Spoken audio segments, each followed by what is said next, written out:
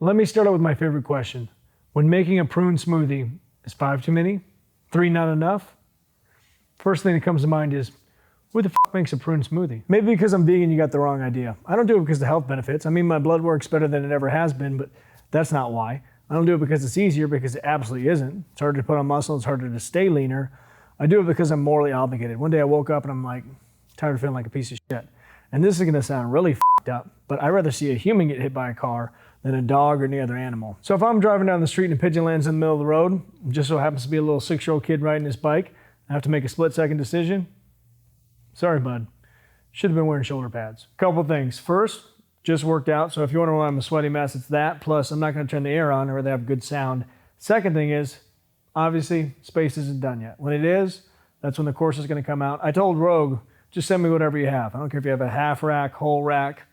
I didn't think they'd actually send me a half of a whole rack, but that's what the fuck they did. Let's get into the first real question. When it comes to hypertrophy, what's more important? Mind-muscle connection or weight lifted?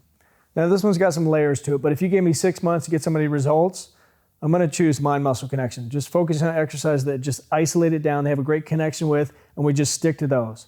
Because, I mean, you could have somebody just progressively overload certain lifts, and if they don't know what muscles they're trying to contract to move that weight, they're gonna make progress, but in all the wrong ways. And if you wanna take it to the next level, when you could take a compound exercise like a stiff leg deadlift that usually works the majority of that posterior chain and isolate it down just to those hamstrings and have a great mind-muscle connection there by just shortening the range of motion, and then from there, progressively overload the shit out of that movement, you're gonna see some real progress. Next question is do's and don'ts for pre-workout meals. Morning, evening. Rule number 1, don't eat anything that's gonna make you piss out of your ass. Me personally, I just have a protein shake before I go. If I try to carb up on the drive there, I start falling asleep. Now, I think George St. Pierre said this best, and it's always stuck with me. He said, when I'm training, what would you rather be? A lion that's satiated that just ate, or one that's starving? I mean, it's in relation to fighting, but I do feel like I train better, I have more intensity, I'm more alert when I got very little food in my system. But if you can eat a little carbs before you work out and it does the opposite effect, gives you a little energy, by all means do it, it's gonna help. And the next question is, when it comes to natural lifters, what's more important, volume or frequency? And the comment below that was intermediate lifters as well. And it doesn't matter if you're natural, you're on HRT, my answer's still gonna be the same, do both.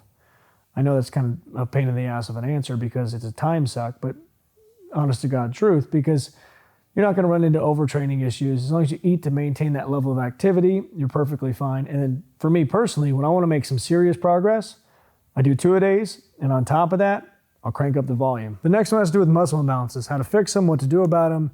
And if they're real bad, just get naked in front of somebody, then they'll let you know real quick. Because they'll say, why is your left bicep twice as small as your right?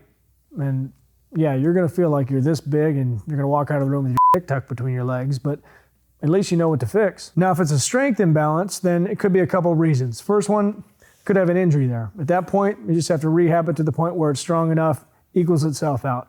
Or it could be that you have a different insertion point on that side and it's just a stronger lever overall, which means you're gonna have a different shaped muscle, which really is usually noticeable when you're just not that big. The bigger the muscle gets, the less likely it is to notice. I have one peak that's bigger than the other one.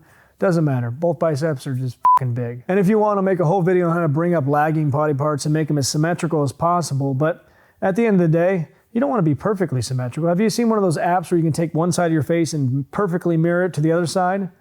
You look fucking weird. Next question has to do with what's the best split. Push-pull, full body 7 times a week, upper, lower. And for me, no matter what I do, I ventured out in the world and did a lot of weird shit, I always come back to the bro split. And I know people hate to hear that for some reason. It's gotten a bad rap. But to me, if I want to get results, it's doing as much isolated, narrow focus and hitting a muscle as hard as I possibly can, tearing that thing down, and that's where the results come from. If I get too many muscles in one day, they just don't get enough attention. So the bro split is the best possible way to do it. I think it's because some people put out some ebooks, some courses that are science-based that say push-pull or full body 10 times a week is the best way to go. But truthfully, how many people do you know that are really overdeveloped that don't do the bro split? If there are a few, they're few and far between. Oh, hey, Rogue. Thanks for boxing up every single nut and bolt that you sent individually.